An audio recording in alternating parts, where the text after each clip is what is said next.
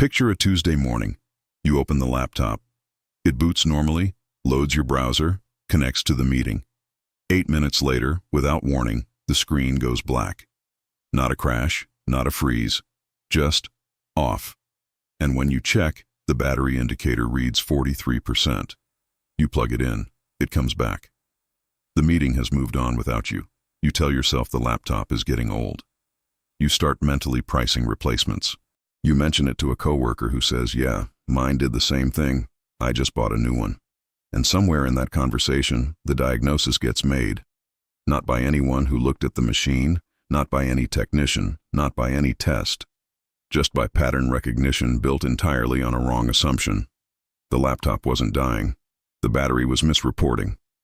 Remote work changed the relationship most Americans have with their laptops in a way that hasn't been fully examined yet. Before 2020, a laptop for many people was a secondary device, something you took to meetings, used on planes, brought home occasionally. It lived on a charger most of the time. The battery was almost irrelevant. Then, almost overnight, the laptop became the primary workstation for tens of millions of people. It runs 8, 10, 12 hours a day. It powers video calls, document work, communication, sometimes entertainment.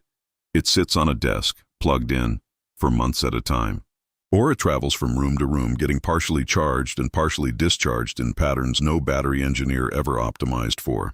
The result, playing out quietly across American homes and home offices right now, is a generation of laptops experiencing battery stress that their owners are interpreting as age, failure, or obsolescence.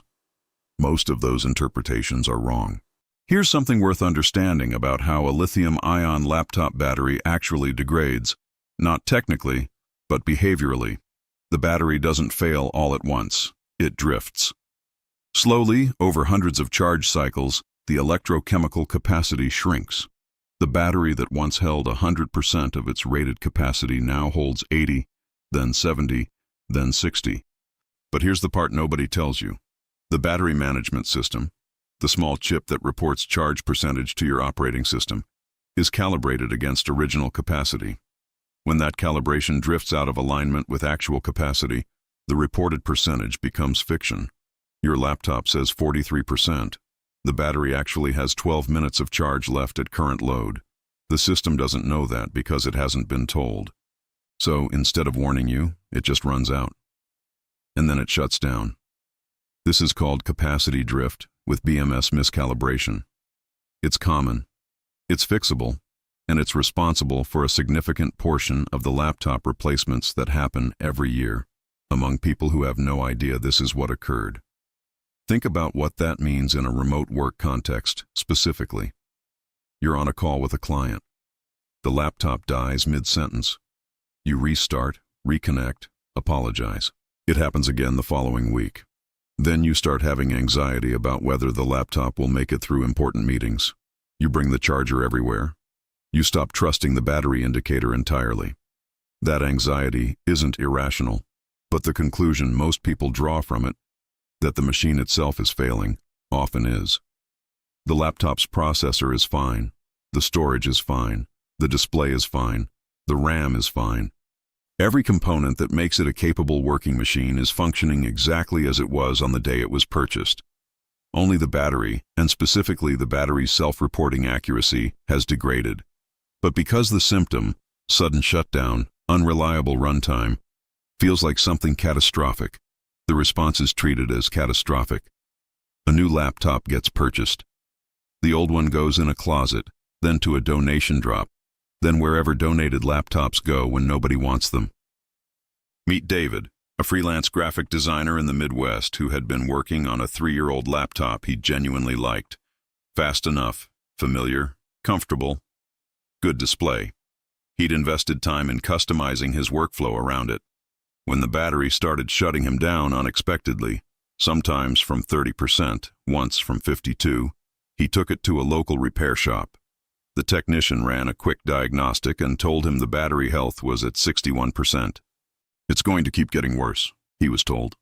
"You might want to think about upgrading." The quote for a battery replacement was $140. The technician made it sound like a temporary fix on an aging machine. David went home and started looking at new laptops. He was mentally prepared to spend $100. Before he committed, he spent an evening researching what 61% battery health actually meant. He learned that the battery replacement would cost him a fraction of a new machine, and that before replacing it, there was a full calibration cycle worth attempting that sometimes recovered meaningful reporting accuracy, even if not capacity itself. He ran the calibration. The shutdowns stopped. The reported runtime became more accurate, even if shorter than it used to be. He bought the replacement battery for $65 from a third-party supplier, installed it with a tutorial, and his laptop ran without issue for another 2 years. He didn't need a new machine. He needed better information. The financial dimension of this pattern is one that most remote workers have never mapped out, because it doesn't feel like a pattern. It feels like a series of individual decisions made for reasonable reasons. A mid-range laptop costs $700 to $1,200. The average replacement cycle among remote workers has compressed to 3 to 4 years, partly due to battery issues, partly due to perceived performance decline that in many cases is also battery-related. A laptop running constant background tasks to compensate for power management irregularities will feel slower even when its processor hasn't changed. A replacement battery for most consumer laptops runs $40 to $120 from reputable third-party suppliers. OEM replacements are higher, but rarely necessary for basic function. The gap between $80 and $1,000 is the cost of not knowing what the actual problem is. Multiply that across a household where 2 people work remotely, increasingly common, and the replacement cycle cost over a decade approaches or exceeds the price of a used car. For a component failure that is, in a significant percentage of cases, addressable at a fraction of the cost. This isn't hypothetical math. It's the financial reality of a pattern that repeats in American homes quietly, invisibly, because no one involved in the moment of failure, not the user, not the repair shop, not the laptop manufacturer, has any particular incentive to slow the cycle down. Let's sit with that for a moment, because it connects to something broader. The remote work era created a version of laptop dependency that is genuinely new. The machine is no longer a tool you pick up when needed. It's the environment in which work happens. When it behaves unpredictably, the psychological cost is real. Missed calls, interrupted presentations, the low-grade anxiety of not trusting your equipment. That anxiety drives decisions faster than logic does, which is, if you're a company selling laptops, a useful condition to have your customers in. This isn't a conspiracy. It's just incentive alignment. Manufacturers build laptops with non-replaceable or difficult-to-replace batteries, not because it's technically necessary, but because it makes replacement the default response when the battery fails. The path of least resistance, the one built into the product design, leads directly to the next purchase. Understanding this doesn't require cynicism. It just requires seeing the system clearly enough to decide where you want to land inside it. There's a particular kind of person who emerges on the other side of that understanding. They're not necessarily technical. They're not necessarily frugal in a disciplined way. They've just had the experience of understanding something well enough to make a real choice, and they remember what that felt like. Jennifer, a project manager in the Southeast, describes it this way. She'd replaced 2 laptops in 4 years before a colleague explained battery calibration to her. The third laptop started showing the same symptoms. Instead of acting immediately, she waited, researched, ran the calibration process, and replaced only the battery. What stayed with her wasn't the money saved, though that mattered. It was the shift in how she felt about her equipment.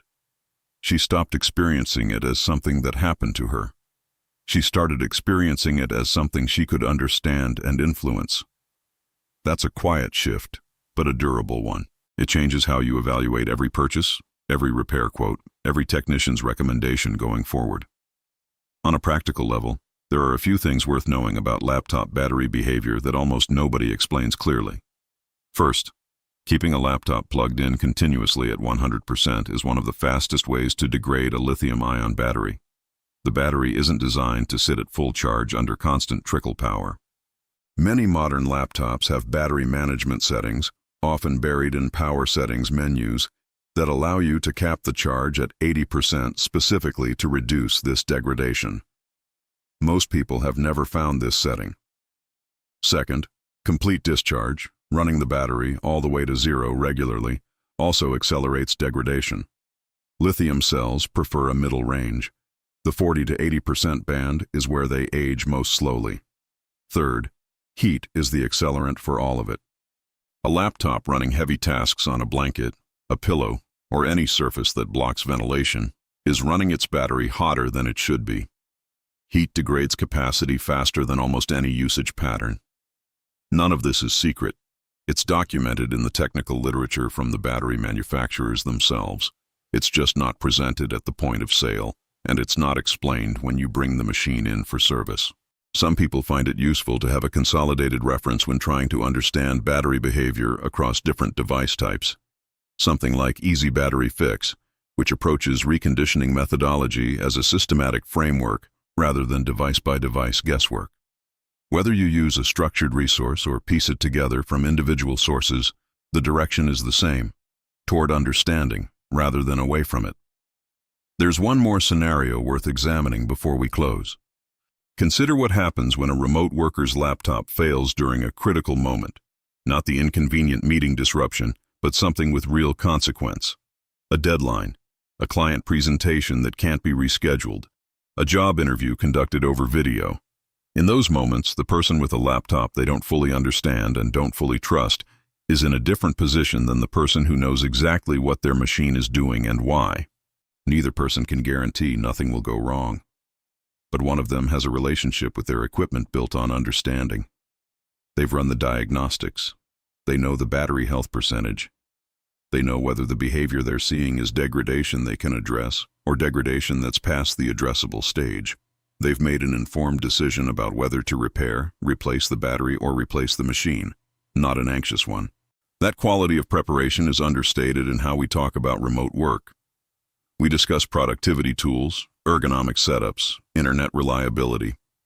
We don't often discuss the actual hardware literacy that turns a laptop from an opaque dependency into something you actually understand. The laptop on your desk right now, or on your lap, or in your bag, is doing something you probably haven't thought much about. Its battery is cycling, or resting, or floating on a charger. It's aging in patterns that depend on your usage habits, your room temperature, how often you let it discharge, and how fully. It's building history that will eventually show up as shortened runtime, unexpected shutdowns, or a percentage indicator you've stopped trusting. When that happens, you'll be presented with a choice. Most people reach that choice without the information they need to make it well. They replace the machine. They spend money they may not need to spend. They make the decision in a moment of frustration rather than from a position of understanding. It doesn't have to go that way. The laptop probably still works. The question is whether you know enough to see what's actually wrong and what actually isn't. That question is worth answering before the next meeting starts.